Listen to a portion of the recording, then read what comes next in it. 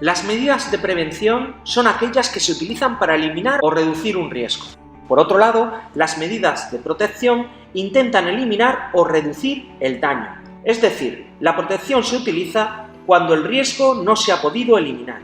Las medidas de prevención actúan sobre el foco, sobre el origen del riesgo, bien sustituyendo máquinas o sustancias peligrosas por otras que no entrañen riesgo, mediante el mantenimiento y conservación de instalaciones y equipos para que no produzcan riesgos, o actuando en el diseño inicial de la organización del trabajo o de los equipos que se van a utilizar para realizar el trabajo y evitar que se produzcan riesgos.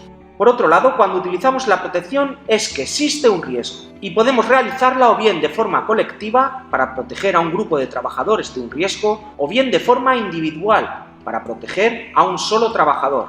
La protección colectiva actúa sobre el medio de transmisión, es decir, se sitúa entre el foco, es decir, el origen del riesgo, y el trabajador. Por ejemplo, las barandillas y las redes que se instalan en huecos para evitar la caída de trabajadores u objetos. Por otro lado, la protección individual actúa sobre el trabajador, como por ejemplo con mascarillas, guantes, botas, tapones, etc., que tratan de evitar que el trabajador sufra un daño. Todos estos elementos de protección, tanto colectivos como individuales, serán estudiados con más detalle en vídeos posteriores. ¿Cuál es la secuencia de actuación que debemos seguir en prevención? En primer lugar, utilizar la prevención, es decir, lo primero que debemos hacer es intentar eliminar el riesgo, y si no se puede eliminar, intentar reducirlo en su origen. En segundo lugar, se deben evaluar los riesgos que no se han podido eliminar.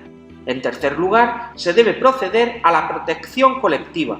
Y en cuarto, si aún existe riesgo, debemos utilizar la protección individual. Vamos a poner un ejemplo. Imaginemos una empresa en la que existe una máquina que vibra mucho, provocando mucho ruido al botar sobre el suelo. Lo primero que debemos hacer es intentar evitar el riesgo en su origen, es decir, actuar con la prevención. Por ejemplo, podríamos colocarle a la máquina unos tacos de goma para evitar que haga tanto ruido y atornillarla al suelo, evitando que se produzca la vibración y el posterior sonido. Una vez aplicada la prevención, evaluamos los riesgos que no hemos podido evitar, y si comprobamos que el ruido ha desaparecido, no tendríamos que realizar otra actuación. Pongamos otro ejemplo. Imaginemos un taller de chapa y pintura, donde los trabajadores cada vez que pintan están expuestos a un riesgo químico importante, pues la pintura que se utiliza para pintar vehículos es muy tóxica. En primer lugar, debemos utilizar la prevención. ¿Podemos eliminar el riesgo en su origen? ¿Podemos sustituir esa pintura tan tóxica por otros productos que no lo sean? Observamos que no podemos sustituirla por otra, por lo que pasaríamos en segundo lugar a evaluar los riesgos que no se han podido evitar. Y se comprueba que nos encontramos ante un riesgo que con una probabilidad alta puede provocar enfermedades, con unas consecuencias extremadamente dañinas para la salud del trabajador. Por lo tanto, en tercer lugar, procederíamos a la protección colectiva, por ejemplo, instalando una cabina de pintado. La cabina de pintado es una cabina donde desde la parte superior se introduce aire y por la parte inferior, desde el suelo, aspira el aire que entra por la parte superior, produciendo una corriente de aire que evita que el contaminante vaya hacia el trabajador cuando éste está pintando. Una vez utilizada la protección colectiva, evaluamos de nuevo la situación y observamos que aún hay riesgo de intoxicación. Por lo tanto, deberíamos proceder a la protección individual, entregando un protector de las vías respiratorias a los trabajadores que se introduzcan en la cabina de pintado.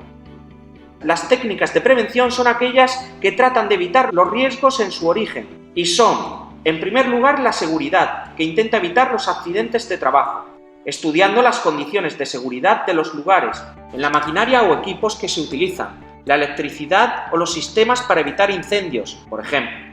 Otra técnica es la higiene industrial, que intenta prevenir las enfermedades profesionales, realizando estudios sobre diferentes contaminantes que se puedan encontrar en los lugares de trabajo, ya sean de carácter físico, como el ruido, la iluminación, las radiaciones, o bien contaminantes de tipo químico, o bien contaminantes de tipo biológico, como los virus o las bacterias, que pueden ocasionar daños en la salud del trabajador.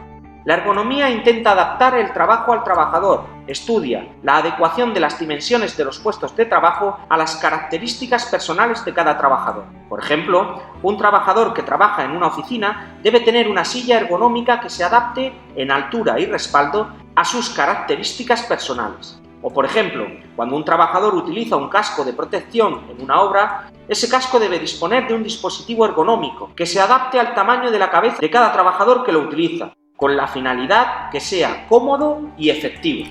La ergonomía también estudia el medio ambiente en el trabajo, como por ejemplo la iluminación, la temperatura, la humedad, los niveles de ruido, y también estudia las exigencias físicas y mentales de las tareas, para evitar la fatiga. Otra técnica de prevención es la psicología, que trata de evitar daños psicológicos estudiando temas relacionados, por ejemplo, con la organización del trabajo, la transmisión de órdenes, la carga mental que sufren los trabajadores, las relaciones laborales, etc. Y la última técnica que vamos a analizar es la medicina del trabajo, que intenta mantener la salud del trabajador, fundamentalmente a través de controles médicos para conocer el estado de salud de los trabajadores o si han sufrido algún daño relacionado con el trabajo que están haciendo, para poder tomar las medidas correctoras adecuadas o si el trabajador se encuentra en condiciones para seguir realizando la actividad que está desarrollando. También se ocupa del tratamiento, curación y posterior rehabilitación de las enfermedades profesionales.